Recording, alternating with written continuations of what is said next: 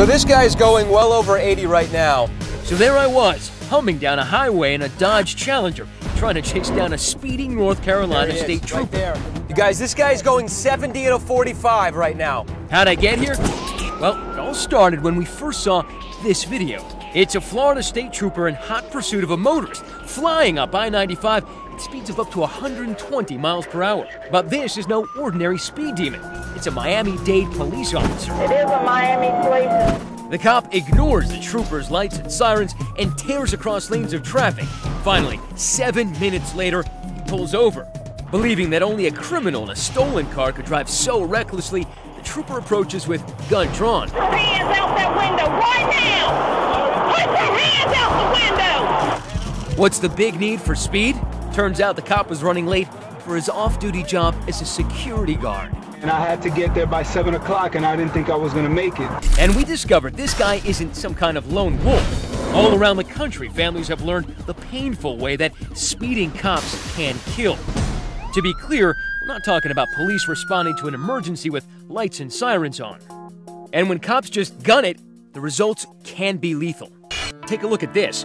It's 2:15 a.m. on this Connecticut road. The Milford Police Department car speeding in a 40-mile-per-hour zone. Suddenly, another cruiser rockets past at 94 miles per hour and rams into a passenger car. Killed in the accident were two 19-year-old sweethearts, Ashley Krakowski, a high school hockey star with dreams of becoming a nurse, and David Servit, a talented musician who planned to go to business school.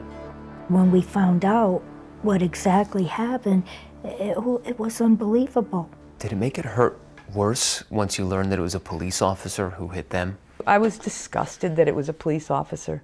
You see them racing around all the time, and this time they didn't get away with it. So why do cops speed? Because they can. Justin Hobson is a former New Jersey state trooper who wrote a book on corruption in his agency called Breaking the Blue Wall. And when they're speeding, where are they going? Home, lunch, meeting another police officer. It's a mentality of, hey, I have a badge and the ability to go as fast as I need to go. What's he doing? What's he doing? The problem's gotten so out of hand, some motorists are striking back, catching speeding cops in the act. Here, a caravan of hot rods and a joyride down a New Jersey highway at speeds of over 100 miles per hour. A New Jersey state trooper suddenly appears. He's going to put a stop to this, right? Wrong. He shoots ahead of them to lead the way. They're being escorted by state police! That Pied Piper of sports cars was suspended. This angry motorcyclist with the helmet cam turns vigilante and takes off after a fast-moving police cruiser just to prove how fast he's going. Folks, don't try this at home. I'm going 20 miles an hour over the speed limit right now. But none of the highway video avengers can match Ron Carr of Raleigh, North Carolina. After getting his hair blown back by lead-footed lawmen once too often, Carr linked his vehicle with cameras to expose what he calls rampant hypocrisy. Now watch this guy. You or I would get a ticket for doing what he's doing right now. Yes, they're fast, and he's furious. Who polices the police? What does it take for an officer to be charged? Right. Carr's now posting his greatest hits on, what else? His own YouTube channel. I figure the more videos that I have, then folks will realize that it is a common problem. But it's a problem that police departments seem reluctant to acknowledge. Going back to that terrible Connecticut crash, the officer involved was convicted and sentenced to 10 years in prison, though he's currently free as he appeals. The families of those two young victims wanted to uncover the scale of the problem, so they sued the police, demanding to see all dashcam video from the previous 2 years. We wanted to know, was there a culture of speeding? Was this an isolated incident that you could forgive a little more easily? The families did receive 500 dashcam clips, including footage of an officer on a call racing at 113 miles per hour in a 45 zone. He was suspended. But then Milford PD claimed it accidentally deleted another 2,000 dashcam clips. 2,000 clips? An accident? The family isn't buying that.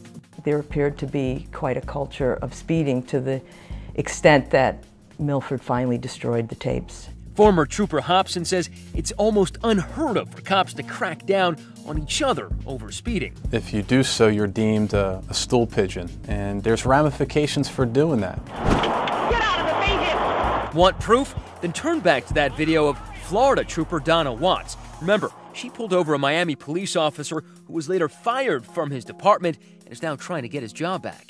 But Watts says she was the one ultimately punished. After the incident, she started receiving threatening phone calls and spotting strange police vehicles in front of her home. She's now suing the cops who were snooping on her, claiming the harassment made her life hell, prompting her to leave road patrol, even her home. Ms. Watts feels betrayed for some members of the law enforcement community to turn against her. It has torn her apart. Next, we set up our own speed trap and a chopper in the sky, catching speeding cops lead-footed and red-handed. And we learned There he like is, being right called there. out for speeding any more than we do. Don't you think it's a little hypocritical that police officers go 85 miles an hour and they would clearly pull someone like me over? Stay with us.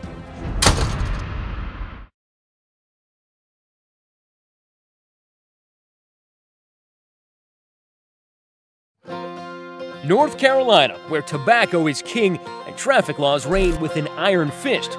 Go 15 miles an hour over the limit here, you will get your license suspended and you could land in jail. Police here are sworn to enforce these tough laws, but we wondered, do they actually obey them too?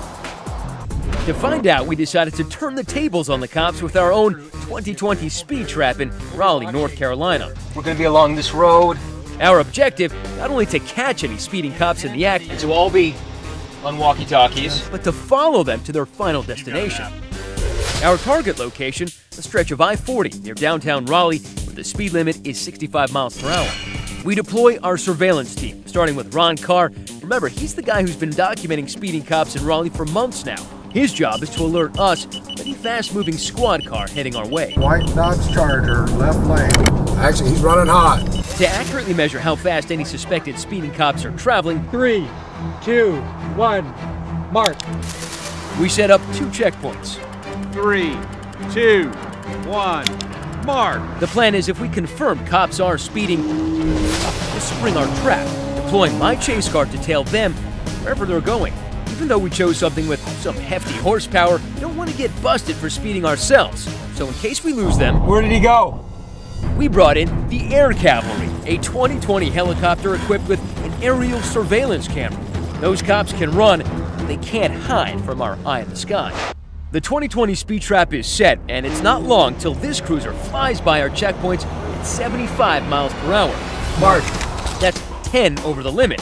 No lights, no sirens. By the time the cruiser reaches us in the chase car, we estimate it's picked up even more speed. It's going about 85. It's hard for us to catch up. My chase car is left in the dust, but luckily, our chopper team gets us right back on track. We are on it. Chopper's on it. It says SBI Crime Lab. We're able to follow the car to its final destination and confront the lead-footed driver. Matt Gutman from ABC News. Hi. How you been? I'm good. Good. We were watching you on I-40. Okay. We're going about 85 miles an hour. Okay. Wondering what you think about that.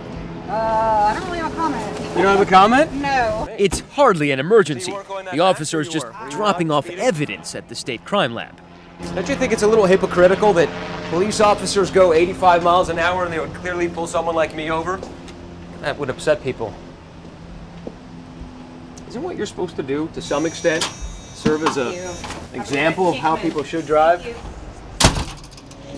So stand by, this guy's moving. Astonishingly, the cops kept coming, zooming by us, smashing speed laws to take care of, I got him. non-emergency business. He's cooking. Like the sheriff's deputy who hits 85 miles per hour, that's 20 over the limit. We're able to follow the deputy all the way downtown, where we discover there's no emergency. She was just apparently late for an appointment at the courthouse. All right, she is pulling into the official intake vehicles only. We can't do that. He's running hot. Same story with another sheriff's vehicle that we clock at 82 miles per hour. He's going so fast. He was going 82. Stay on him. Chopper, stay on him. Everybody stay on him. He's moving too fast for me to keep up with. Oh man, we just lost him. Finally, our trusty chopper again comes to the rescue, puts us back on his tail.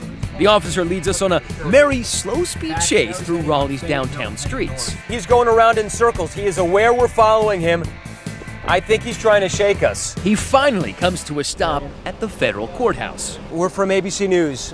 We noticed that on I-40 over there, you were going about 82, 85. Wondering if you were on an emergency call. We didn't see the flashers. Pick up a federal prisoner and take him back to Edgecombe County.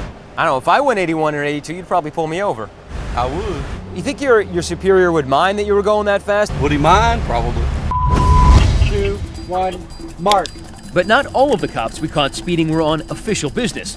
Check out this officer cruising by at 79 miles per hour. Our helicopter crew tracks him as he exits the highway and follows him to, you're not gonna believe this, a donut shop. And Dunkin' Donuts wasn't the only eye-opening destination we discovered in the course of our surveillance op. Check out this highway patrol SUV speeding at 75 miles per hour. I see him. By the time he gets to us in the chase car, we estimate it's going even faster. So this guy's going well over 80 right now, the middle lane. Tearing across lanes just to get to his exit. Oh wow, he did 3 lanes at once. Did 3 lanes without using his blinkers, ladies and gentlemen.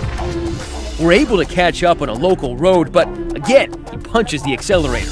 You guys, this guy's going 70 in a 45 right now. We finally find out where the trooper was headed in such an all-fire hurry. Incredibly, he was speeding just to get to the Highway Patrol Training Academy. This place even has its own driver's training course.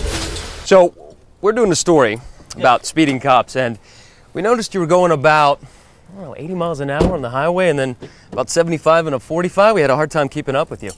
Yeah, I was trying to get over here this morning. The concern is that, you know, police officers speeding, a lot of folks want to see you set an example, and if you're going about 15, 20 miles over the speed limit, there might be some concern. I understand what you're saying. If you're wondering what subject this officer teaches here, take a look at his shirt. Yup, that's right. He's a driving instructor. Hey, gentlemen, how are you? Time to get some answers. We walk into the training academy with cameras rolling. Let me get you to step inside. Sure. But none of the supervisors on site are willing to talk. You're not even curious about what your guys are doing, the guys who are speeding to get here to work for you? Sir, I'm not even at liberty to discuss this with you. Later, after we've left North Carolina, a spokesman for the Highway Patrol tells us they've launched an investigation into what we found. We went ahead and started looking into this matter, and we're going to handle it accordingly. Do you find it outrageous that one of the people we found driving most recklessly seemed to be a driving instructor? That's not a good thing. It kind of paints the wrong type of message. We are dealing with that individual. But in Connecticut, what we found during our surveillance operation came as no surprise to the families of teenagers Ashley Krakowski and David Servin, who lost their lives because of a speeding cop. Today, they rest side by side. The tragedy has left their families deeply skeptical that cops will actually crack down on their own. And never in a million years will they do that, ever. Would you say that these speeding cops destroyed your family? Yes, they did ours. Ripped our hearts out. They did. And it could be anybody's kid, anybody's child. And it's the worst thing you could ever happen to you.